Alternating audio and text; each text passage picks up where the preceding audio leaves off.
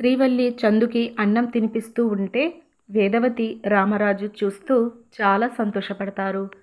ఇక వేదవతి అదే ఆనందంలో రామరాజుకు అన్నం తినిపించడానికి ప్రయత్నం చేస్తుంది. ఇక రామరాజు అందరూ ఉన్నారు అని సైగ చేస్తూ ఆపుతాడు. ఇక నర్మద శ్రీవల్లిని చందుని చాలా సీరియస్గా చూస్తూ ఉంటుంది. ఇక సాగర్ నర్మదను వాళ్ళని చూసి ఇలాంటి మంచి అలవాట్లు మనకి లేవు కదా అని అంటాడు. ఇక నర్మద కోపంతో అవునా అని అంటూ సాగర్ని దగ్గరికి పిలిచి తన మీసాలను గిచ్చేస్తుంది. ఇక సాగర్ నొప్పితో ముఖం తిప్పుకుంటాడు.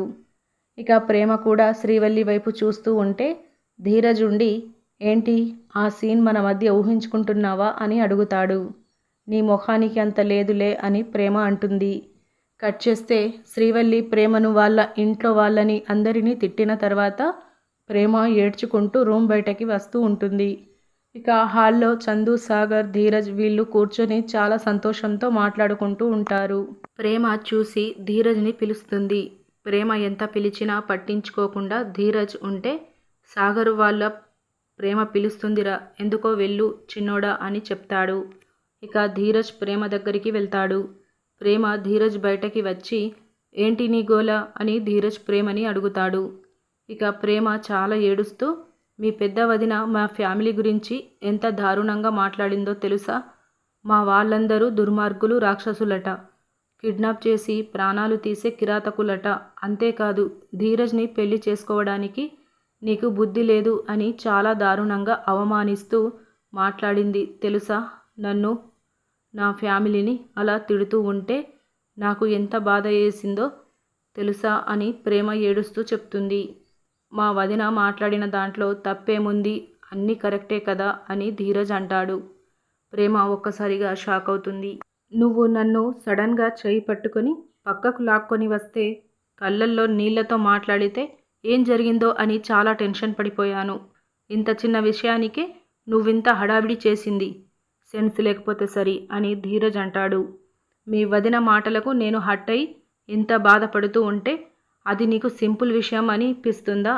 నా బాధ నీకు చెప్పుకుందామని మరోసారి మీ వదిన అలా మాట్లాడకుండా నువ్వు చెప్తావని నేను ఇంత బాధపడుతూ నిన్ను తీసుకొస్తే తను మాట్లాడిన దాంట్లో తప్పేముంది అని నన్ను ఇంకా హర్ట్ చేస్తావా అని ప్రేమ బాధపడుతూ చెప్తుంది. అరే నిన్ను హర్ట్ చేయడం నా ఉద్దేశం కాదు. వద్దు వద్దు, నా బాధ నీకు నవ్వులాటగా అయిపోయింది. మీ వదినకి కాదు నీకు కూడా నేను లోకు అయిపోయాను. భవిష్యత్తులో మీ వదిన ఇలాగే మాట్లాడితే నువ్వు మీ వదినకు సపోర్ట్ చేస్తూ ఇలాగే మాట్లాడతావు తప్ప నా వైపు మాట్లాడవు అని ప్రేమ అంటూ ఉండగా అరే చెప్పేది అర్థం చేసుకోవేంటి నువ్వు అని ధీరజ్ కూడా అంటాడు.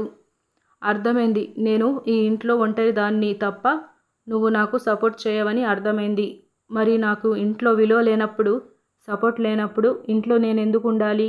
అందుకే నేను ఈ ఇంట్లో నుంచి మా ఇంటికి ఇప్పుడే వెళ్ళిపోతున్నాను అని ప్రేమ చాలా బాధపడుతూ వెళ్తూ ఉంటుంది. అరే ప్రేమ అని ధీరజ్ పిలుస్తూ ఉంటాడు. ఇక ప్రేమ వినకుండా పుట్టింటికి వెళ్ళడానికి గేట్ బయటకి వస్తుంది. కానీ ఆ గీత దగ్గరికి వచ్చి ప్రేమ గీత అవతలకి కాలు వేయబోతూ సడన్గా ఆగిపోతుంది. ఇక వెనక్కి మళ్ళీ కాలు పెట్టి గీత దాటి ధైర్యం మాత్రం చేయదు. ప్రేమ అలాగే ఏడుస్తూ నిలబడుతుంది. ఇక ధీరజ్ ప్రేమ వెనకాల నుంచి వస్తూ ప్రేమ పక్కకు వచ్చి చేతులు కట్టుకొని నిలబడతాడు. ఇలా మనకి చూపిస్తారు. ఇలాంటి డైలీ అప్డేట్స్ కోసం మన ఛానల్ని సబ్స్క్రైబ్ చేసుకోండి.